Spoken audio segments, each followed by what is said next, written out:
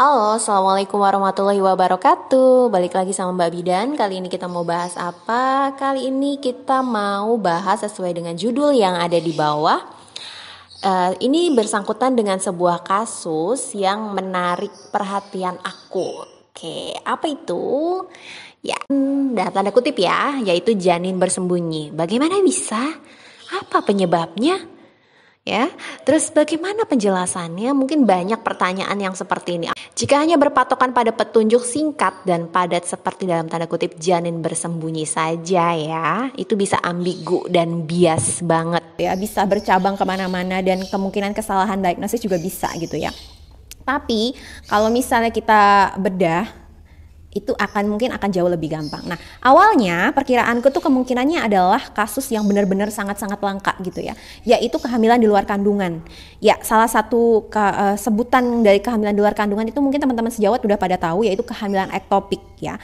Dimana kasus ini memang kalau untuk kehamilan ektopik jarang, tapi jenis kehamilan ektopik kan banyak. Nah, dan ini salah satu kasus yang memang cukup jarang terjadi dibanding kehamilan ektopik lainnya gitu ya.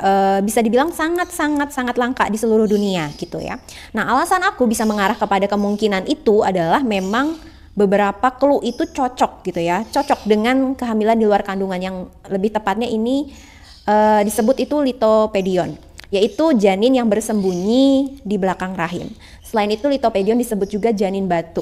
Nah, kalau hanya penyebutnya adalah janin bersembunyi di belakang rahim, mungkin oh iya ya, sama-sama ada kata bersembunyinya. Tapi kalau misalnya kita telaah lagi, litopedion adalah janin batu gitu ya. Terus gimana lahirnya gitu kan? Pasti berpikiran ke situ. Nah, karena memang sama-sama bersembunyi, jadi aku bisa mengarah ke kemungkinan itu. Tapi ternyata banyak pula ketidakcocokan yang bisa dibilang tidak bisa berubah menjadi cocok gitu setelah dicari tahu lebih dalam.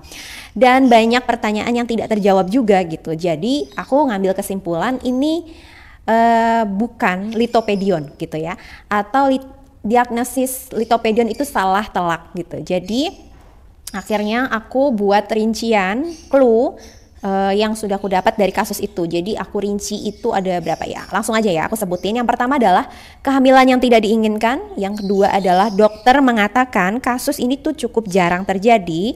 Lalu yang ketiga, tubuh ibu dan psikis ibu itu menolak kehamilan. Yang keempat, janin bertahan dengan bersembunyi dan jarang bergerak. Yang kelima, perut ibu itu selama kehamilan tidak menunjukkan seperti ibu hamil atau tidak ada baby bump. Lalu yang keenam, bentuk janin tidak semestinya. Di sini itu adanya asimetris wajah dan kepala atau kranium. Clue selanjutnya, bayi lahir prematur per vaginam dalam keadaan mati. Jadi lahir sudah mati ya gitu. Jadi sudah meninggal di dalam kandungan. Perkiraannya itu berat janin adalah 1000 gram. Kalau misalnya bayi atau janin normal itu berada di usia kehamilan 28 minggu. Nah, sebelum persalinan itu ibu mengalami nyeri perut hebat dan adanya perdarahan. Dan persalinan ini itu tidak terjadi di fasilitas kesehatan, tapi di luar fasilitas kesehatan gitu. Kalau dibuat poin seperti ini akan jauh lebih mudah untuk dicari tahu kemungkinan diagnosisnya itu apa gitu ya. Mungkin beberapa teman sejawat udah, oh iya kayaknya ini deh diagnosisnya kayak gitu ya.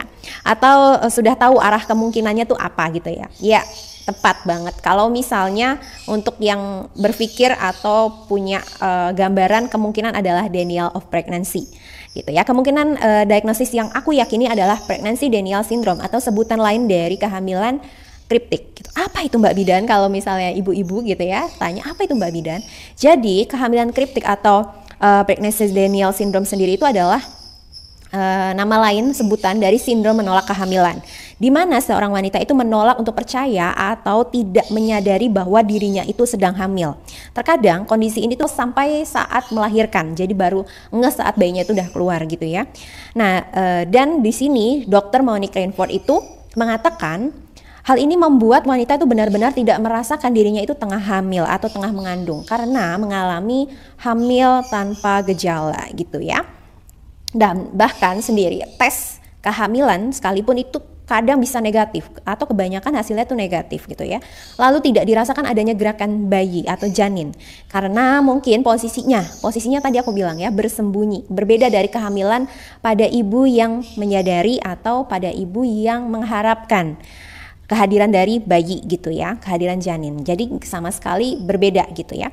Nah, wanita yang mengalami hamil tanpa gejala dengan sindrom menolak kehamilan itu tidak akan mengalami adanya baby bump. Jadi perutnya rata kayak lagi nggak hamil gitu ya.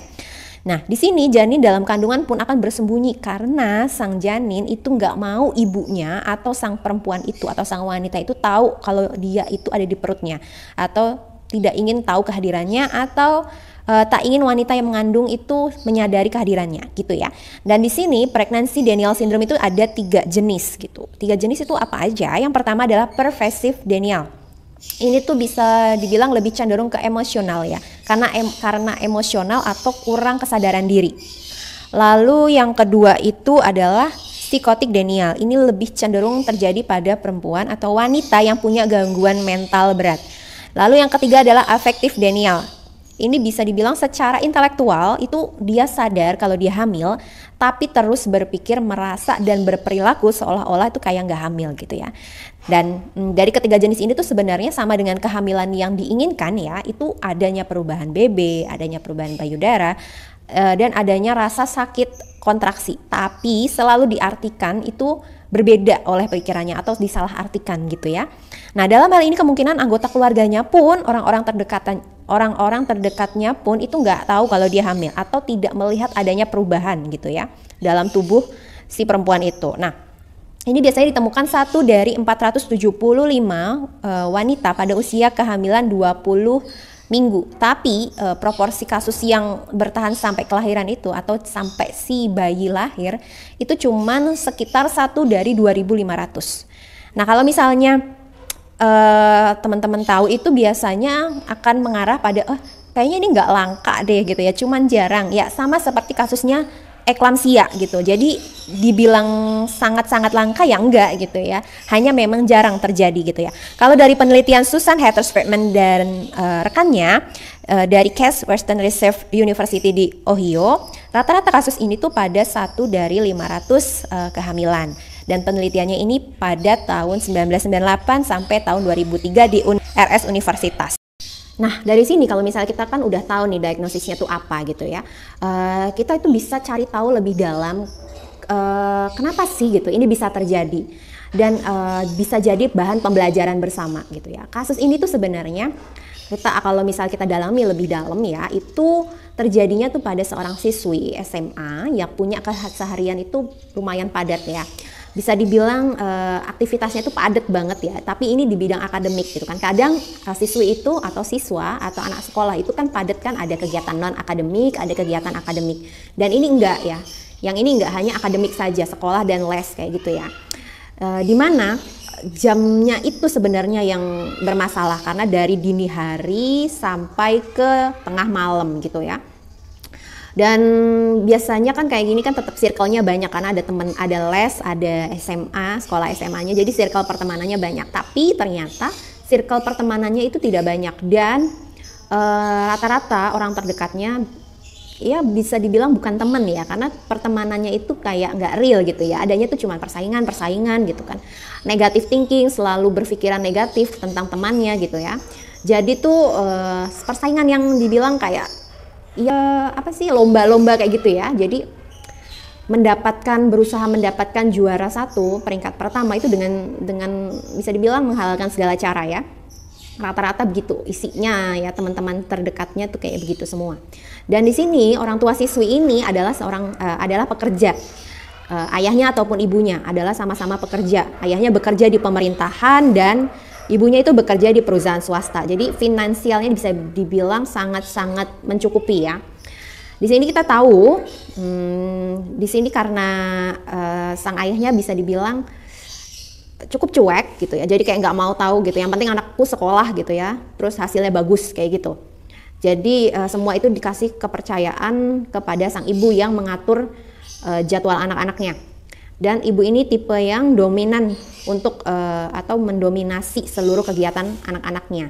Ibu selalu menargetkan anak-anaknya itu harus berprestasi gimana pun caranya di bidang akademik gitu ya. Jadi hanya berorientasi pada hasil.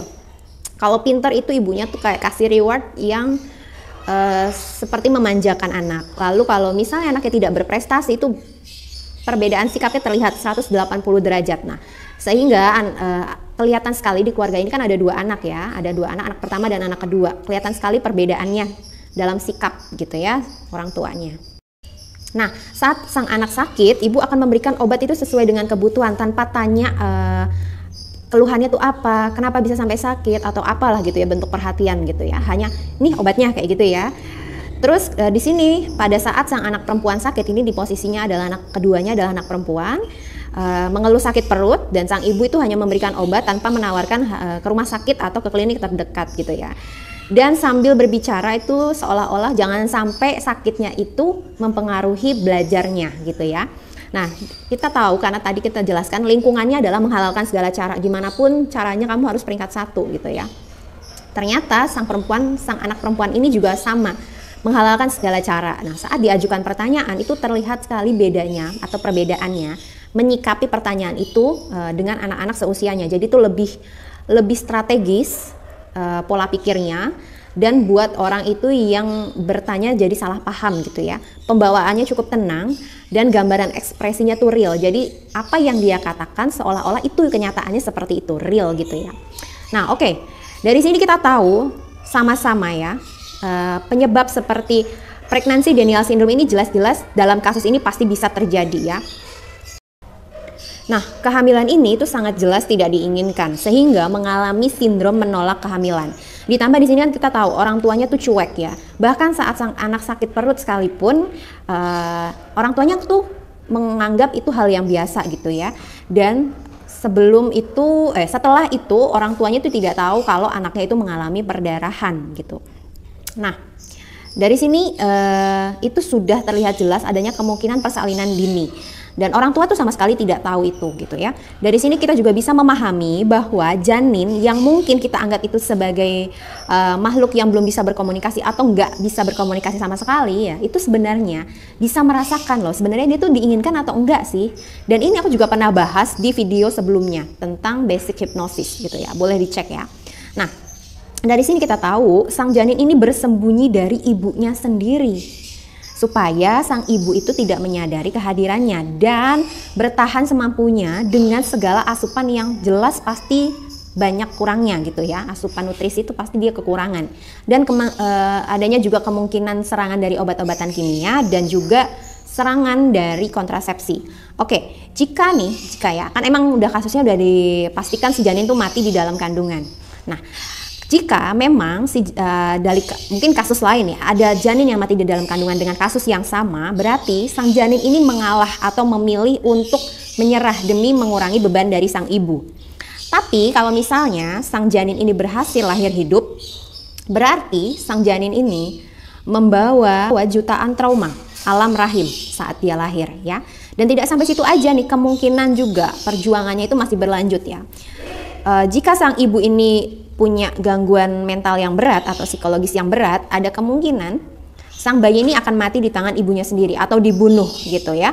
Jadi kemungkinan itu pasti aja terjadi gitu. Dan ini ada kasusnya itu tapi bukan di negara kita ya, di negara Korea. Di negara Korea itu kasus ini pernah terjadi dan sempat booming juga, tapi bukan warga negara Korea, tapi warga negara luar yang tinggal di Korea. Jadi sang ibu itu menganggap janin yang dilahirkan atau bayi yang dilahirkan itu bukan bayi gitu ya, bukan makhluk, bukan manusia, bukan bayi, tapi dianggap sebagai bagian tubuhnya yang bisa dibuang, bisa dibunuh atau bisa dibuang lah intinya kapan saja gitu ya. Jadi bukan dianggap sebagai bayi gitu. Oke, sekian video kali ini. Terima kasih, kurang lebihnya mohon maaf. Kurangnya cuma punya saya, lebihnya punya Allah Subhanahu wa taala. Terima kasih, sampai ketemu di video selanjutnya. Wassalamualaikum warahmatullahi wabarakatuh.